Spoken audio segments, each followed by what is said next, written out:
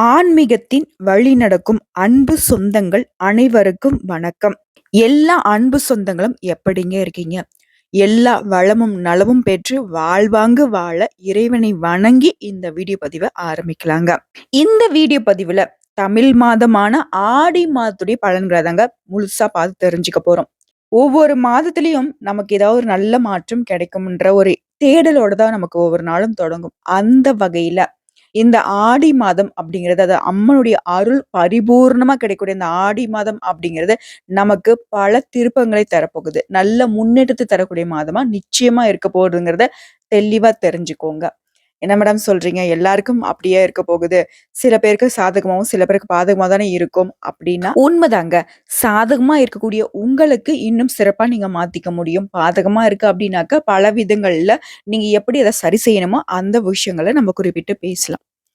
அந்த வகையில முதல்ல இந்த ஆடி மாதம் அப்படின்னா என்ன? இந்த ஆடி மாதத்துடைய சிறப்பு என்ன? இந்த மாதத்துல நான் எந்த தெய்வங்கள வழிபாடு செய்யணும்? அவங்கள நான் எப்படி வழிபாடு செய்யணும்? அதன் காரணமா என்னோட வாழ்க்கையில எந்த மாற்றம் வரும்? அப்படிங்கிறத பொறுத்து தான் நம்மளுடைய பலன்கள் இருக்க போகுது. ஆடி மாதம் அப்படின்னாவே கோயில்கள்ல தினம் தினம் வந்து பார்த்தீங்கன்னா திருவிழா கோலம் தாங்க. ஆடி மாதத்துல ஆடி மாத பிறப்பு, ஆடி செவ்வாய், ஆடி வெள்ளி, ஆடி ஞாயிறு, ஆடி பெருக்கு, ஆடி கிருத்திகை, ஆடி பூரம், ஆடி அமாவாசை, ஆடி பௌர்ணமி இப்படி எல்லா சிறப்புகளுக்கும் உரிய நாட்களும் இந்த ஆடி மாதத்துல இருக்கு இல்லையா? ஆடி மாதம் அம்மன் வழிபாட்டிற்கு ரொம்ப உகந்த மாதம். இந்த மாதத்தை பொறுத்தவரைக்கும் அம்மனுடைய அருளை பெறுவதற்கு நம்ம என்ன செய்வோம்? கூழ் வார்த்தல், நேர்த்திக்கடன் செலுத்துறது, பொங்கல் வச்சு வழிபாடு செய்யறது, மாவிளக்கு படைக்கிறது, பால் குடம் ஏந்தி வர்றது, தீ மிதிக்கிறது இந்த மாதிரிலாம் ரொம்ப கடுமையான விரதம்லாம் மேற்கொண்டு நம்மளுடைய அம்மனுடைய அருளை பெறதுக்கு நம்மளுடைய வழிபாடுகள் போகும். அது ஒரு புறம் இருக்கு. கோயில்கள் வந்து திருவிழாக்கான ஏற்பாடுகள்லாம் இருக்கும். அதெல்லாம் பார்த்தீங்கன்னாக்க, எந்த ஒரு சின்ன சின்ன கிராமம் எடுத்துக்கிட்டாலும் இந்த மாதத்துல அம்மனுடைய வழிபாடு செஞ்சுக்கிட்டே இருப்பாங்க. முக்கியமா கிராம தேவதைகள்னு சொல்லுவோம் இல்லையா? காவல் தெய்வங்கள், கிராம தேவதைகள் இவங்களுக்கெல்லாம் வந்துட்டு கோலாகலமா திருவிழா எடுத்து கொண்டாடிட்டு இருப்போம். இந்த ஆடி மாதம் பிறந்ததுமே தட்சிணாயனம் அப்படிங்கிறது ஆரம்பமாகுது. இந்த மாதம் அப்படிங்கிறது புண்ணிய காலமா நம்ம கருத்துல கொள்வோங்க. முக்கியமா இந்த காலகட்டத்துல புனித நதிகள்ல நீராடுறது ரொம்ப விசேஷமானது. ஆடி மாதத்தை கணக்கிட்டு தாங்க பண்டிகைகளுடைய தொடக்கமே ஆரம்பமாகுது. ஆடி மாதம் முழுவதுமே கிராமப்புறத்துல காவல் தெய்வமா விளங்கக்கூடிய மாரியம்மனு, ஐயனாரு, மதுரவீரன், மாடசாமி, கருப்பணசாமி இந்த மாதிரியான கிராம தேவதைகளுக்கு பூஜைகளும் விழாக்களும் எடுப்பாங்க. நமக்கு எல்லாருக்கும் தெரிஞ்ச விஷயம் ஒண்ணு இருக்கு இல்லையா? அரியும் சிவனும் ஒண்ணு அப்படின்னு சொல்லுவோம் இல்லையா? அந்த தத்துவத்தை உலகத்துக்கு உணர்த்துறதுக்கு தான் இந்த விழாக்களே நடத்தப்படுதுங்க. ஆறு அப்படிங்கிறது தாங்க நம்ம மக்களுடைய நாடியாவே இருக்கு. அதனால தாங்க ஆடி மாதத்துல புதுசா மழை பெஞ்சு வரக்கூடிய அந்த நீர்ல அந்த புனித நீர்ல நீராடி வழிபாடு செய்யறது அப்படிங்கிறது நம்ம முன்னோர்களால இப்ப வரைக்கும் நம்ம ஃபாலோ பண்ணிக்கிட்டு வர ஒரு விஷயம். மேலும் இன்னொரு சிறப்பு இந்த ஆடி மாதத்துக்கு இருக்குங்க. ஆடி மாதத்துல சிவனின் சக்தியை விட பார்வதி தேவியுடைய சக்தி வந்து அதிகமா இருக்குங்கிறது ஐதீகம். தமிழ் மாதங்கள்ல ஆடி மாதத்தில் தாங்க அதிகபட்சமா அம்மன் கோயில்கள்ல திருவிழா நடக்கும். இதனாலவே ஆடி மாதம் அப்படிங்கிறது அம்மன் பக்தர்களுக்கு ரொம்பவே விசேஷமான காலமா கருதப்படுது.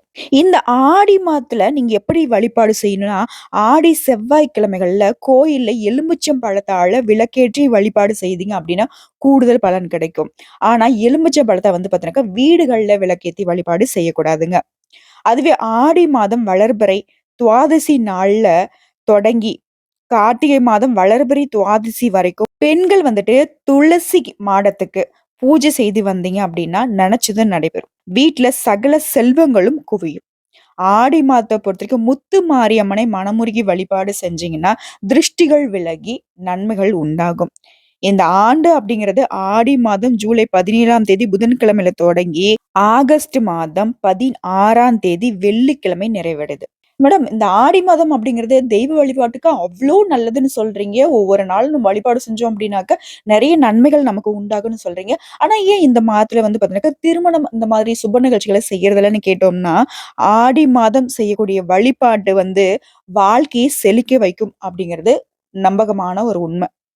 இந்த மாதத்துல திருமணம் இந்த மாதிரி நிகழ்ச்சிகள வந்து நம்ம தவிர்த்துட்டு, அம்மன் அருளை பெறலாம் அப்படின்னு சொல்லிட்டு, அதற்கான வழிபாட்டுக்காக இந்த மாதத்த வந்து நம்ம பயன்படுத்திக்கிட்டு இருக்கோம். அதை தவிர்த்து வேற எந்த ஒரு காரணமும் இல்லைங்க. ஏன் ஆடி மாசம் திருமணம் நடத்துறதில்ல அப்படின்னுட்டு.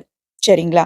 தெளிவான ஒரு விளக்கம் தான். இந்த மாதம் முழுக்கவே நம்ம அம்மனுடைய அருளுக்கு, அதாவது தெய்வீக வழிபாட்டுக்கு பயன்படுத்திக்கிறோம். அவ்வளவுதான். இப்ப எல்லாருக்கும் புரிஞ்சிருக்கும். ஆடி மாதம்னா என்ன? அந்த மாதத்துல என்னென்ன சிறப்புகள் இருக்கு? அந்த காலகட்டத்துல நம்ம எப்படி வழிபாடு செய்யணும்? அந்த வழிபாடு நமக்கு எந்த மாதிரியான பலன்கள கொடுக்கும்? தெரிஞ்சுக்கிட்டீங்கன்னு நெனைக்கிறேன். பிடிச்சிருந்தா நம்ம வீடியோ தொடர்ந்து பாருங்க. பிடிக்கல அப்டின்னாக்கா ஸ்கிப் பண்ணிட்டு கூட உங்களுக்கு தேவையான இடங்கள்ல இருக்கக்கூடிய செய்திகள பார்த்து தெரிஞ்சுக்கோங்க. நல்லது நடக்கும், நல்லது மட்டுமே நடக்கணும்னு சொல்லி இந்த வீடியோ பதிவ தொடங்குறேன்.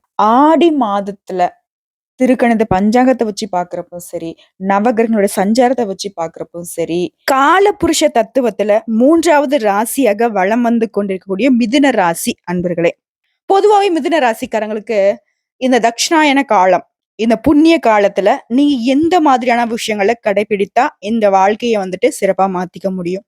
எல்லாருக்கும் சர்வசாதாரணமா கிடைக்கக்கூடிய விஷயம் மட்டும் மிதுன ராசிக்கு பல போராட்டங்களுக்கு பிறகுதான் நடக்கும். நடக்குமா அப்படிங்கிறதையும் கேள்விக்குறியோட தான் அவங்களுடைய போராட்டமே இருக்கும்.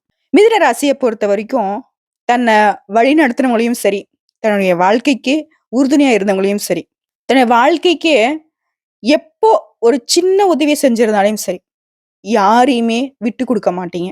முக்கியமா பெரியவங்களுக்கு மரியாதை குடுக்கறதுல மிதுன ராசிய அடிச்சுக்கிறதுக்கு ஆள் கிடையாது. ஆனா, இவங்க மதிப்பு குடுத்தும், மரியாதை குடுத்தும், அவங்களுடைய வழியில நடந்தும் பெயர் என்ன தெரியுமா? இதுவா? பேச்ச கேட்காதுங்க. இது தருதலைங்க. இந்த மாதிரி பல பேருடைய வார்த்தைக்கு ஆளாயிருப்பீங்க. முக்கியமா சொல்லப்போனா, இவங்க ஒரு தப்பும் பண்ணியிருக்க மாட்டாங்க. ஆனா, இவங்க செய்யாத தப்புக்கு கை கட்டி நின்னு பல இடங்கள்ல பதில் சொல்லியிருப்பீங்க. இந்த விஷயம் உண்மை நினைச்சா கமெண்ட் பாக்ஸ்ல நிச்சயம் பதிவிடுங்க. இந்த ஒரு வீடு எடுத்துக்கிட்டோம்னாக்க, ஒரு 2 பிள்ளை இருக்குன்னு வச்சுக்கோங்களேன். அதுல இது சின்ன பிள்ளையா இருக்கு. மிதுன ராசி சேர்ந்தது சின்ன பிள்ளையா இருக்குன்னு வச்சுக்கோங்க. பெரிய பிள்ளை செய்ய தப்ப சின்ன பிள்ளை மேல அசால்ட்டா போட்டு விட்டுரும். ஆனா, அந்த சின்ன பிள்ளை என்ன பண்ணும் அப்டின்னாக்க, "இல்ல நான் செய்யல, அண்ணன் தான் செஞ்சான்" அப்டிங்கிறத சொல்லாது. பரவால்ல நம்ம அண்ணன் தானே, நம்மளே அடி வாங்கிப்போம். அண்ணனுக்கு வலிக்கும்னு சொல்லி இது ஒத்துக்கும். ஆனா, பெத்தவங்க என்ன நினைப்பாங்க அப்டின்னாக்க, "பெரிய பிள்ளை தான் சமத்து" அப்டின்னு சொல்லிட்டு, சின்ன பிள்ளையோடைய அந்த தியாக உணர்வ மதிக்காம அடி வாங்கின குழந்தை தான் தப்பு அப்படின்னு நினைச்சுப்பாங்க. ஆனா அந்த குழந்தை பார்த்தீங்கன்னா, தன்னுடைய உடன்பிறப்புக்கும் மரியாதை குடுத்து, அவனுக்காண்டி அடி வாங்கியிருக்கு. தன்னுடைய பெத்தவங்களுக்கும் எதிர்த்து பேசாம, அவங்களுக்கு மரியாதை குடுத்து நடந்திருக்கு. ஆனா, வெளி தோற்றத்துக்கு எப்படி இருக்கு? தெய்வத்துக்கும் அந்த குழந்தைக்கு மட்டும் தான் தெரியும். உண்மை எது அப்படிங்கிறது. அந்த பெருசு இருக்கு பார்த்தீங்களா? மாட்ட விட்டது. அந்த தருதல என்ன செய்யும்னா, தப்பா நினைக்காதீங்க. ஒரு விஷயம் சொல்றேன். உங்களை கஷ்டப்படுத்துறவங்கள மட்டும் தான் சொல்றேன். இப்படி அது நான் உதாரணத்துக்கு சொல்றேன். இப்படி நெறைய பேரு உங்கள பயன்படுத்திக்கிறாங்க. அவங்க செய்த தவறுகள உங்க மேல திணிச்சு விட்டுட்டு, அவங்க ஒண்ணுமே தெரியாத மாரி 10ஓட 11ஆ நின்னு, அவங்க உங்களுக்கு அட்வைஸ் பண்ணுவாங்க. அவங்க உங்கள என்ன தண்டிக்கிறதுக்கு ரெடியா நிப்பாங்க. இது மாரி நெறைய விஷயங்கள் நடந்திருக்கு, நடக்கவும் போகுது. இப்ப நான் என்ன மேடம் பண்ணட்டும்? நீங்க சொல்றது எல்லாமே 100க்கு 100 உண்ம. என்ன அப்படிதான் ஆளாக்கி வச்சிருக்காங்க. எதிர்த்தும் பேச முடியல. மரியாதை குடுத்து நான் ஒதுங்கி நின்னு அமைதியா இருந்தா, அந்த அமைதிக்கு காரணம் நான் செய்த குற்றம் அப்படின்னு பழி சாத்துறாங்க. எனக்கு அவங்ககிட்ட எக்ஸ்பிளைன் பண்ண விருப்பம் இல்ல. அப்போ நீங்க என்ன செய்யணும் அப்படின்னா, தப்பு நடக்கக்கூடிய இடத்துல இருக்காதீங்க. முடியாதுன்னு சொல்லுங்க. Say yes or no. ஆமா, இல்ல. இத நான் செஞ்சேன், இத நான் செய்யல. தேவையில்லாத எக்ஸ்பிளனேஷன் வேண்டாம். நீங்க ஏன் அடுத்தவங்களுக்காண்டி நீங்க முன்னாடி போய் நிக்கிறீங்க? ஒதுங்கி நில்லுங்க. முக்கியமா இந்த காலகட்டத்துல யார்கிட்டயும் பகைமை வேண்டாம். எதிர்ப்புகள் வேண்டாம். போதும். ஆல்ரெடி வாங்கி வச்சிருக்க எதிர்ப்புகளுக்கும், ஆல்ரெடி வாங்கி வச்சிருக்க கெட்ட பெயருக்குமே நீங்க வாழ்க்கை முழுக்க அத சரி செய்யறதுக்கு நெறைய போராட்டத்த சந்திக்க வேண்டியது இருக்கும். இந்த தட்சிணாயன காலத்துல, அதாவது புண்ணிய காலத்துல ரொம்பவே நீங்க புண்ணியத்த சேர்க்கணும். என்ன மேடம் சொல்றீங்க? புண்ணியம் சேர்க்கணும்னாக்க யாருக்காவது தானம் தர்மம் பண்ணணுமா? ஏதாவது நான் போய் சேவை செய்யணுமா? அப்படின்னா அப்படி கிடையாது. உங்க வாழ்க்கைய மத்தவங்க விமர்சிக்காத மாரி இருந்தாலே அது கோடி புண்ணியம் பெறும். பாத்தீங்களா மேடம்? நீங்களே என்ன கிண்டல் பண்றீங்க அப்டின்னா, அப்படி கிடையாதுங்க. நெறைய பேருடைய சூழ்ச்சிக்கு ஏன் ஆளாகுறீங்க? விழிப்புணர்வோட இருங்க. ஒருத்தன் உங்கள அடிக்க வரான் அப்டின்னா, அமைதியா நில்லுங்க. எதிர்த்து அடிக்காதீங்க. ஒரு அடி அடிப்பானா? ஒரு அடி அடிச்ச உடனே உங்கள சுத்தி இருக்கிறவங்க என்ன பண்ணாங்க, அந்த ஆள் அமைதியா இருக்காரு. நீ ஏன்டா அடிக்கிற? அப்டின்னு மத்தவங்க உங்களுக்கு உதவிக்கு வந்துருவாங்க. இப்போ இந்த பிரபஞ்சம் உங்களுக்கு சாதகமான வேலைய பாக்குது. அந்த இடத்துல திருப்பி நீங்க உட்டீங்க அப்டின்னா, அவனே ஒரு சும்மா ஏதோ சாதாரண ஒரு அடி அடிச்சான். நீ என்ன ஓங்கி அடிச்ச அப்படின்னு சொல்லிட்டு அந்த பிரபஞ்சம் உங்களுக்கு எதிரா மாறிரும். இப்ப சொல்லுங்க நீங்க அமைதி கடைபிடிச்சாக்க உங்களுக்கு எந்த மாதிரியான நன்மதிப்பு கிடைக்குதுன்னு? புரியுதுங்களா? உங்களுக்கான வேலைய இந்த பிரபஞ்சம் பார்க்கும். உங்களுக்கான வேலைய தெய்வங்கள் பார்த்துப்பாங்க. பொறுமைய கடைபிடிச்சா மட்டும் போதும். நீங்க ஒண்ணும் பண்ண வேணாம். இந்த ஆம இருக்கு இல்லைங்களா? ஆமை வந்து பாத்தீங்கன்னாக்கா ரொம்ப தூரம் பயணம் பண்ணும். அதானே நீந்தி பயணம் பண்ணுதுங்களா? கிடையாது. அதாவது நீரோடைய ஓட்டத்துக்கு தகுந்த மாரி இப்ப அந்த இடத்துல வந்து உக்காந்துக்கும். ஓகேங்களா? அந்த நீர் வந்து அடிச்சுட்டு போகும். அந்த மாதிரி நீங்க பொறுமை கடைபிடித்துக்கிட்டு அமைதியா இருந்தீங்க அப்படின்னாக்கா, உங்களுக்கு யாரெல்லாம் கெடுதல் நினைக்கிறாங்களோ, அவங்கள இந்த பிரபஞ்சம் பார்த்துக்கும். உங்கள சுத்தி இருக்கிறவங்க பார்த்துப்பாங்க. தெய்வத்துடைய அனுகிரகம் பார்த்துக்கும். ஓகேவா? அமைதியா இருக்கணும். சரி மேடம் இருக்கேன். சுத்தி இருக்கிறவங்க ஏதாவது என்ன வந்துட்டு ட்விஸ்ட் பண்றாங்க. என்ன வந்து தேவையில்லாத பேச்சுக்கள பேசுறாங்க. பேசுனா பேசட்டும். பேசுற வாய் தானே வலிக்க போகுது. மழைய பார்த்து ஏதோ ஒண்ணு குறைக்குது அப்படின்னாக்கா, அது யாருக்கு நஷ்டம்? நம்ம மழை மாரி இருந்துட்டு போவோம் மிதுன ராசிக்காரங்கள. நீங்க இந்த காலகட்டத்த வந்துட்டு எதையுமே யோசிக்காம, முக்கியமா தியானத்துல ஈடுபடணும். யோகா போறது, இந்த மாதிரியான அமைதி வழியில நடக்கிறதுக்கு பழக்கப்படுத்திக்கோங்க. திரும்பி பாருங்க, அந்த உத்தராயண காலத்துல, அதாவது கடந்த 6 மாத காலம் எவ்ளோ கஷ்டங்கள நீங்க அனுபவிச்சிருக்கீங்க. கொஞ்சம் நஞ்சமா போராட்டம், வாழ்க்கைய முடிச்சுக்கலாம். கடன் கழுத்த நெரிக்க, வேலை இல்லாத, எவ்வளவோ கஷ்டங்களின் நஷ்டங்கள், அவமானங்கள், முக்கியமா வாழ்க்கை துணையோட பிரிவுலாம் கூட நெறைய பேருக்கு நடந்திருக்கும். இது எல்லாத்தையும் கடந்து வரணும் அப்படின்னா, இந்த தட்சிணாயன காலத்த நாங்க சொல்ற மாதிரி மாத்திக்கோங்க. நிச்சயமா நல்லது நடக்கும். தலையே போனாலும் பரவால்ல. அமைதியா இருங்க. நான் தான் சொன்னேன் இல்லையா? உங்க தலைய ஒருத்தன் வெட்ட வரான் அப்படின்னாலயும் சரி, அந்த வெட்டுறதுக்கு வந்து சுத்தி இருக்கிறவங்க விடமாட்டாங்க. நீங்க அமைதிய கடைபிடிக்கிறப்போ. ஓகேவா? ஸோ அவங்கள தலைய வெட்ட வரான் அப்படிங்கிறப்போ, நீங்க வந்துட்டு அவன அடிக்க போறதோ, அவன இது பண்ண போறதோ, அது வந்து என்ன ஆகும் அப்படின்னாக்கா, இதுங்க வந்து ஏதோ அடிதடி கேஸ் போல, அடிதடி பண்ணிட்டு இருக்குங்க அப்படின்னு சொல்லிட்டு போலீஸ் கிட்ட புடிச்சு குடுக்குறது, இந்த மாதிரி வேற ரியாக்ஷன் பண்ணிடும். உங்கள தாக்க வரவங்க வந்து பாத்தீங்கன்னாக்கா, அங்க அனுதாப ஓட்டு பெற்றுருவாங்க. இப்ப நம்ம என்ன பண்ணணும்? அமைதியா இருக்கணும், பொறுமையா இருக்கணும். அப்ப எனக்கு ரோஷம் வரக்கூடாதா மேடம்? எனக்கு கோபதாபங்கள் இருக்கக்கூடாதா? என்னோட உணர்ச்சிகள் எல்லாமே செத்து போணுமா? அப்படின்னா, அப்படியும் கிடையாது. உணர்ச்சிகள கட்டுப்படுத்தி, கடவுளுடைய அனுகிரகத்தினால, கடவுள்கிட்ட மட்டுமே மண்டியிட்டு நில்லுங்க. கோபம் வருதா? சிவ சிவா, சிவ சிவா, சிவ சிவான்னு சிவபெருமான பொறுத்தவரைக்கும், அவருடைய கோபம் அப்படிங்கிறது ஒரு செகண்ட் இப்படி நெத்தி கண்ண தொறந்தாரு அப்படின்னாக்கா, உலகம் அப்படிங்கிறது பஸ்பமாயிடும். ஆனா, அவர் அணுதினமும், அணுநேரமும் என்ன பண்ணிட்டு இருக்காரு? தியானத்துல தான் இருக்காரு. அதனால அவருக்கு வந்து பாத்தீங்கன்னாக்கா, இந்த உலக நாட்டு நடப்பு தெரியாம போகிருச்சா? இல்ல. எல்லாத்துக்கும் பொறுமை காத்துட்டு இருக்காரு. பொறுமை எல்லையை கடக்கும் பொழுது, அவர் அவர் வேலைய பாப்பாரு. ஓகேங்களா? சோ, ஆள்வதும் அவர்தான், அழிப்பதும் அவர்தான். நீங்க கடவுள் மேல பாரத்த போட்டு, உங்களுடைய வேலையில மட்டும் கண்ணும் கருத்துமா இருங்க. விழிப்புணர்வோட இருங்க. முடிஞ்ச அளவுக்கு உங்க சுத்தி நடக்கக்கூடிய விஷயங்கள விட்டு விலகி நில்லுங்க. ஓகேவா? உங்களுடைய வாழ்க்கை பயணத்துக்கான ஒரு வழிய பிடிச்சுக்கிட்டு, அந்த வழியில நடந்து போங்க. உங்களால வாழ்ந்தவங்க பல பேர். ஓகேவா? பல பேருடைய வாழ்க்கைக்கு திருப்புமுனைய ஏற்படுத்தி குடுத்து, அவங்க வாழ்க்கைய சீரும் செம்மையாவும் மாத்துனது நீங்க தான். ஆனா, அதெல்லாம் வந்துட்டு இந்த காலகட்டத்துல கொஞ்சம் உங்களுடைய சமூக சேவைய நிறுத்திட்டு, உங்க வாழ்க்கைய கொஞ்சம் பார்த்தீங்கன்னா நல்லது. மத்தவங்களுடைய வாழ்க்கைக்காண்டி போயி நெறைய இடங்கள்ல அசிங்கப்பட்டு, அவமானப்பட்டு, ஏன் உங்ககிட்ட உதவி பெற்று வாழ்க்கைய நல்லபடியா மாத்திக்கிட்டவங்க கூட உங்கள துச்சமா தான் தூக்கி போட்டுருக்காங்க. இந்த விஷயம் உண்மை நினைச்சுன்னா கமெண்ட் பாக்ஸ்ல நிச்சயம் பதிவிடுங்க. நம்ம சொல்றது எல்லாமே வந்து பார்த்தீங்கன்னாக்க, மிதுன ராசி கடந்த காலகட்டத்துல அனுபவிச்சுக்கிட்டு இருக்கிறது. இப்ப நீங்க அனுபவிக்க கூடாதுன்றதுக்காக தான் நம்ம இந்த வீடியோ பதிவு செஞ்சுகிட்டு இருக்கோம். இந்த வீடியோ பதிவு பிடிச்சதுனாக்க, கண்டிப்பா வீடியோக்கு ஒரு லைக் பண்ணிடுங்க. தொடர்ந்து பார்ப்போம்.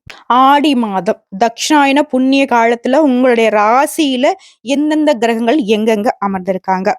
சூரிய பகவான பொறுத்தவரைக்கும் நவகிரகங்களின் முதல்வன் இவர் இல்லையா? இவரு வந்து உங்க ராசியில 2ஆம் இடத்துல இருக்கிறதுனால, உங்களுடைய தேவைகளை எல்லாமே இந்த காலகட்டத்துல நிறைவேத்திப்பீங்க. உங்களுடைய பேச்சுக்கள்ல ஒரு தெளிவு இருக்கும். எதிர்பாராத சில வாய்ப்புகளின் மூலம் நல்ல ஒரு முன்னேற்ற பாதை உங்களுக்கு காத்துட்டு இருக்கு. அடுத்த செவ்வாய் பகவான பொறுத்தவரைக்கும் உங்க ராசியில 12ஆம் இடத்துல இருக்கிறதுனால, நினைத்த சில பணிகளை எல்லாமே அலைச்சல்கள் இல்லாம செஞ்சு முடிப்பீங்க. புரியாத சில விஷயங்கள்ல ரொம்ப ஆர்வமா கலந்துப்பீங்க. அது என்னதான் இருக்கு? தெரிஞ்சுப்போம் அப்படிங்கிறது. பொதுவாவே மிதுன ராசியோட குணமும் அதுதான். இதனாலவே பல பேர் வந்து மிதுன ராசி சொல்லியிருப்பாங்க. அதிக பிரசங்கி, முந்திரி கொட்டை அப்படின்னு சொல்லுவாங்க. ஆனா இவங்களுடைய ஆர்வம் அப்படிங்கிறது அந்த விஷயத்த தெரிஞ்சுக்கணுன்ற ஒரு நோக்கம் மட்டுமே தவிர்த்து, அந்த வேலைய கெடுக்கணுன்றது கிடையாது.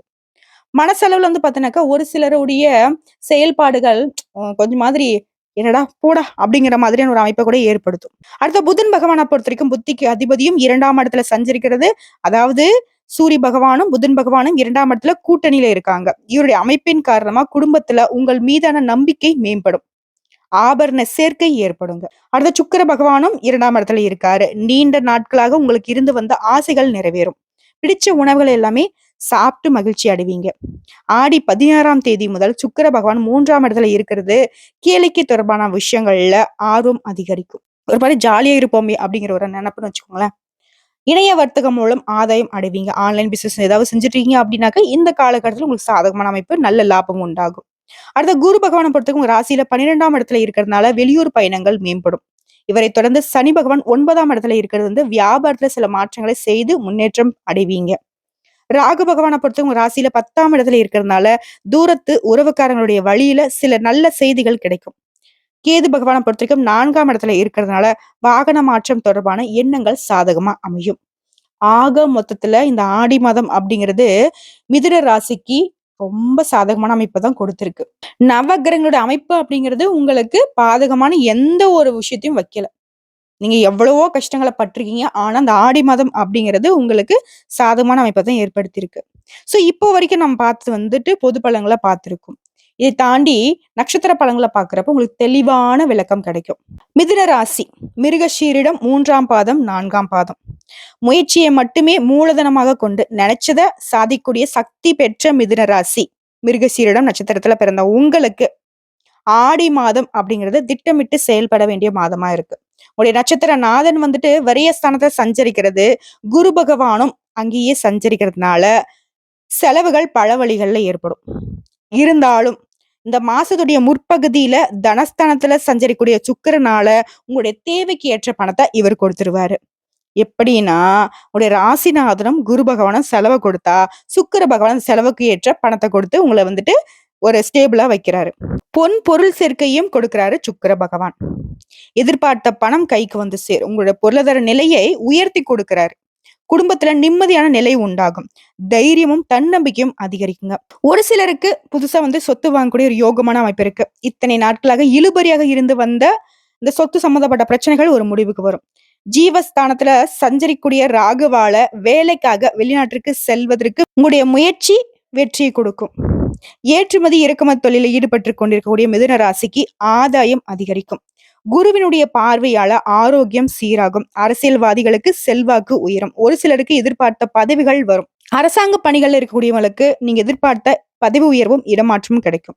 குடும்பத்தை பொறுத்த வரைக்கும் உங்களுடைய ஆலோசனை அப்படிங்கிறது நன்மையை ஏற்படுத்தும். மத்தவங்க கிட்ட பேசுறப்ப மட்டும் ரொம்பவே வந்து பாத்தீங்கன்னா கவனமா பேசணும். என்ன பேசுறோம் அதோடைய பலன் என்ன அப்படிங்கறது யோசிக்காம யாருக்கும் எந்த ஒரு வாக்குறுதியும் கொடுக்கவே கூடாதுங்க.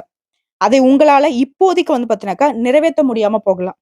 ஒரு விஷயம் என்னன்னா, ஒருத்தங்களுக்கு வந்து நம்ம வாக்குறுதி குடுக்காம கூட செஞ்சிடலாம். ஆனா வாக்குறுதி குடுத்துட்டோம் அப்படின்னாக்கா, அத காப்பாத்துறதுக்கு ரொம்ப போராட்டத்த சந்திக்க வேண்டியிருக்கும். முக்கியமா மிதுன ராசிக்காரங்க. அடுத்த மாணவர்கள பொறுத்தவரைக்கும் மேற்கல்வி பயிலும் மாணவர்கள் படிப்புல ரொம்பவே அக்கறை எடுத்துக்கணும். அதுதான் உங்களுக்கு நன்மையை கொடுக்கும்.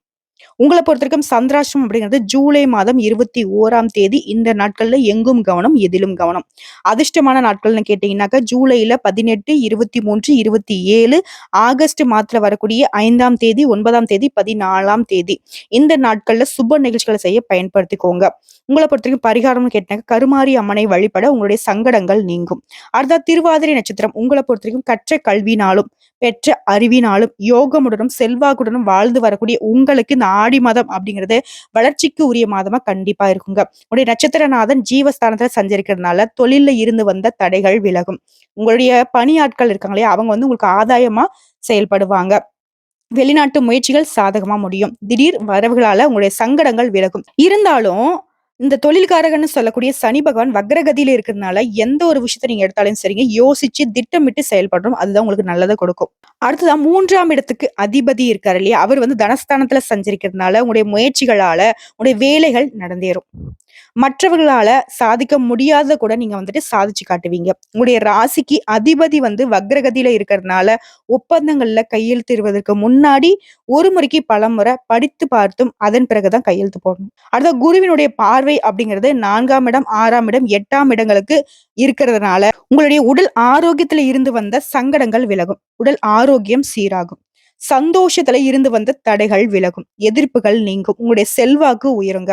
உத்தியோகத்துல இருக்கக்கூடிய உங்களுக்கு உங்களுடைய விருப்பங்கள் எல்லாமே நிறைவேறும். எதிர்பார்த்த இடத்திற்கு இடமாற்றம் கிடைக்கும். அடுத்தது அரசியல இருக்கக்கூடிய அன்பர்களை பொறுத்த வரைக்கும் உங்களுடைய வார்த்தைகள் நிதானம் இருக்கணும். நீங்க பாட்டுக்கு ஏதாவது ஒண்ணு பேசிட்டீங்க அப்படின்னாக்க அந்த விஷயம் உங்களுடைய தலைமைக்கு வந்துட்டு அதிருப்தி ஏற்படுத்தி உங்கள கண்டிக்கக்கூடிய ஒரு நிலைமை உண்டாகறதுக்கு வாய்ப்பு இருக்கு. இதனால முடிஞ்ச அளவுக்கு வார்த்தைகள் நிதானமா இருக்கட்டும். தலைமையுடைய கோவத்துக்கு ஆளாகாம உங்களுடைய செயல்பாடுகள் இருக்கட்டும். உங்கள பொறுத்தவரைக்கும் சந்திராஷ்டமம் ஜூலை 21, 22 இந்த நாட்கள்ல எங்கும் கவனம், எதிலும் கவனம். அதிர்ஷ்டமான நாட்கள்னு கேட்டீங்கன்னாக்கா, ஜூலை மாதத்துல 22, 23, 31 மற்றும் ஆகஸ்ட் மாதத்துல 4ஆம் தேதி, 5ஆம் தேதி, 13, 14 இந்த நாட்கள்ல சுப நிகழ்ச்சிகளை செய்ய பயன்படுத்திக்கோங்க. உங்கள பொறுத்தவரைக்கும் பரிகாரம் அப்படின்னு கேட்டீங்கன்னா, சங்கர நாராயணரை வழிபட உங்களுடைய சங்கடங்கள் போகுங்க. அடுத்த புனர்பூசம் 1ஆம் பாதம், 2ஆம் பாதம், 3ஆம் பாதம். கல்வி அறிவும், தெய்வீக ஞானமும் கொண்ட பிறருக்காக வாழ்ந்து வரும் உங்களுக்கு இந்த ஆடி மாதம் அப்படிங்கிறது உங்க அறிவால வெற்றி காணக்கூடிய மாதமா இருக்குங்க. விரயஸ்தானத்துல 12ஆம் இடத்துல இருக்கக்கூடிய உங்களுடைய நட்சத்திர நாதன் அவருடைய 3ஆம் பார்வையால உங்களுடைய வாழ்க்கைய வசந்தமா மாத்த போறாருங்க. சுகஸ்தானம், சத்ருஸ்தானம், அஷ்டமஸ்தானம் இது எல்லாமே குரு பார்க்கறதுனால இதுவரைக்கும் உங்க வேலையில இருந்து வந்த அலைச்சல், சோர்வு, நெருக்கடி இது எல்லாமே மாறி உங்களுக்கு நிம்மதியை உண்டாக்க போகுது. தாய் வழி உறவுகள் உங்களுக்கு ஆதரவு அளிப்பாங்க. உத்தியோகத்துல இருக்கக்கூடிய அன்பர்களை பொறுத்த வரைக்கும் உங்களுக்கு எதிராக செயல்பட்டவங்க எல்லாமே விலகி ஓட போறாங்க. உங்களுக்கு நீங்க எதிர்பார்த்த இடமாற்றம், பதவி உயர்வு எல்லாமே இந்த காலகட்டத்துல கிடைக்க போகுது. உடல் ஆரோக்கியம் மேம்பட போகுது. வழக்கு விவகாரங்கள்ல மாட்டிக்கிட்டு இருக்கக்கூடிய இந்த நட்சத்திரக்காரர்களை பொறுத்த வரைக்கும் வழக்குகள் உங்களுக்கு சாதகமான முடிவு கொடுக்கும். அடுத்தது அரசியல் இருக்கக்கூடிய அன்பர்களை பொறுத்த வரைக்கும் உங்களுடைய எதிர்பார்ப்புகள் நிறைவேறும். செல்வாக்கு உயரும். தொழில் வியாபாரத்துல ஏற்பட்டிருந்த தடைகள் விலகும். உங்களுக்கு எதிராக செயல்பட்டவங்க எல்லாமே உங்ககிட்டயே உதவி கேட்டு வரக்கூடிய ஒரு அமைப்பை இந்த மாதம் ஏற்படுத்தி கொடுக்கும். பெண்களை பொறுத்த வரைக்கும் உடல்நிலையில ஏற்பட்டிருந்த பாதிப்புகள் விலகும். வாழ்க்கை துணையுடன் உங்களுக்கு இணக்கமான நிலை உண்டாக போகுது. சின்ன சின்ன பிரச்சனைகளால பிரிஞ்சு இருந்தவங்க கூட இந்த காலகட்டத்துல ஒன்று சேர போறீங்க. புதுசா நீங்க ஒரு முயற்சி எடுக்கிறீங்க அப்படின்னா அந்த முயற்சிக்கு மட்டும் ஒரு முறைக்கு இருமுறை நல்லா யோசிச்சு முடிவெடுக்கிறது ரொம்ப நல்லதுங்க. வரவை விட செலவு அதிகரிக்க வாய்ப்பு இருக்கிறதுனால செலவுகள்ல சிக்கனம் அவசியங்க. உங்களுக்கு சந்திராஷ்டமம்னு பார்த்தோம்னா ஜூலை 22ஆம் தேதிங்க. அந்த நாள்ல எங்கும் கவனம், எதிலும் கவனம். அதிர்ஷ்டமான நாளுன்னு பார்த்தோம்னாக்க ஜூலை மாதத்துல 21, 23, 30 மற்றும் ஆகஸ்ட் மாதத்துல வரக்கூடிய 3ஆம் தேதி, 5ஆம் தேதி, 12ஆம் தேதி, 14ஆம் தேதி இந்த நாட்கள்ல சுப நிகழ்ச்சிகளை செய்ய பயன்படுத்திக்கோங்க. உங்களை பொறுத்த வரைக்கும் பரிகாரம்னு பார்த்தோம்னாக்க தட்சிணாமூர்த்தியை வழிபாடு செய்ய தடைகள் விலகும், நன்மைகள் அதிகரிக்கும். ஆக மொத்தத்துல மிதுன ராசியை பொறுத்த வரைக்கும் மார்க் அடிப்படையில கேட்டீங்கன்னாக்கா 100க்கு 99% இந்த ஆடி மாதம் அப்படிங்கிறது உங்களுக்கு சாதகமான அமைப்புல தான் பிறந்திருக்கு. பயன்படுத்திக்கோங்க. வாழ்க்கையை வளமா மாத்திக்கோங்க. கடவுளுடைய அனுகிரகம் அப்படிங்கிறது உங்களுக்கு இந்த காலகட்டத்துல ரொம்ப ரொம்ப முக்கியம். உங்களுக்கு குறிப்பா ஒரு விஷயம் சொல்லணும்னாக்கா, எங்கும் கவனம், எதிலும் கவனம். பொறுமை அவசியம். மத்தவங்களுடைய பகை அப்படிங்கிறது உங்களுக்கு இந்த காலகட்டத்துல வேண்டாம். வீண் வம்பு வழக்கல் எதையும் நீங்க பொருட்படுத்தாம விலகி நிக்கிறது ரொம்ப நல்லது. இதை மட்டும் ஃபாலோ பண்ணா போதுங்க. மிதுன ராசிக்கு இந்த ஆடி மாதம், இந்த தட்சிணாய காலம், இந்த புண்ணிய காலம் அப்படிங்கிறது உங்களுக்கு பல விதங்கள்ல புண்ணியத்தை கொண்டு சேர்க்குங்கிறதுல கொஞ்சம் கூட சந்தேகம் வேண்டாம். இந்த நாட்களை பயன்படுத்திக்கோங்க. ஓம் நமக் சிவாய.